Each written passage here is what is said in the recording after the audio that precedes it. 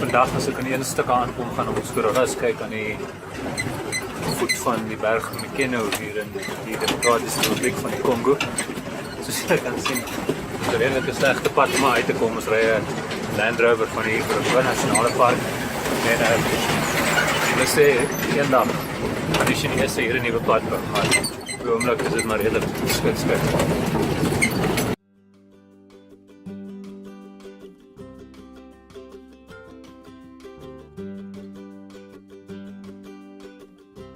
Nou, daai stamperige pad is hier in die Bukima sektor van die Virunga Nasionale Park. Die berg en die woud, die bamboes waar ons hopelik die gorillas gaan kry is net die kant. Ons gaan nou gou ons kort lesingkie kry oor hoe ons self moet gedra by die berggorillas, want daar sekere reëls wat gevolg moet word. Ons wys net gou ons permitte. Ons nou so 2 ure met die voertuig gery van Goma hier op die Kivumeer in die Demokratiese Republiek van die Kongo. En ja, vandag is dit tyd vir berggorillas.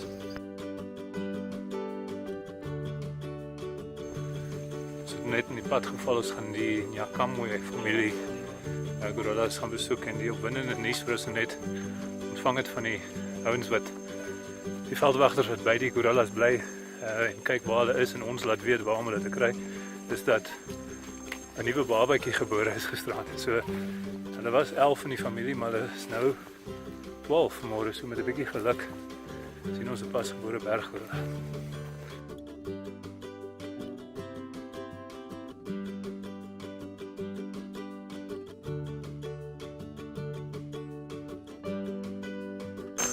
Dit om alles 'n bietjie meer interessant te maak. En dit is dit styl opbrande en warm nie. Is ook mure. Helse aggressiewe mure. Ek nie kan wag om jou op die kuit te byt nie.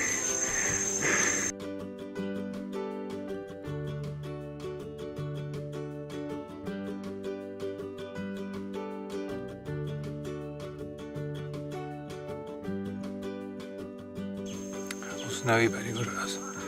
Ons moet die maskers opsit sodat ons nie siektes oordra na hulle toe nie. Ons net 'n paar van hulle oor, so wil nou nie probees griep gee of iets nie.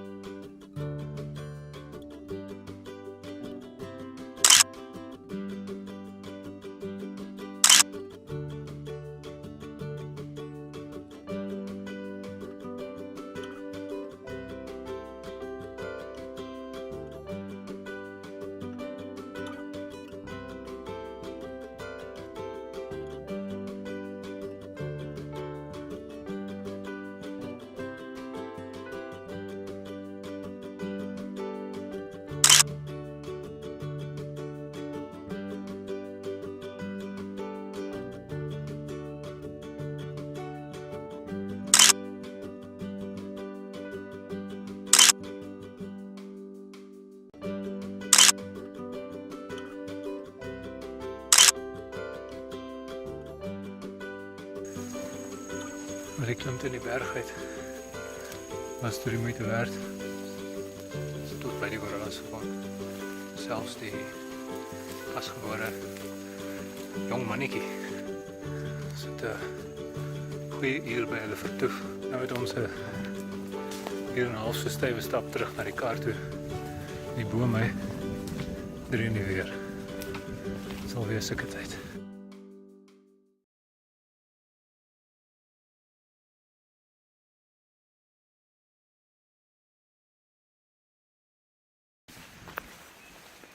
Iets wat my soms vergeet van 'n reënwoud is dat dit reën in 'n reënwoud.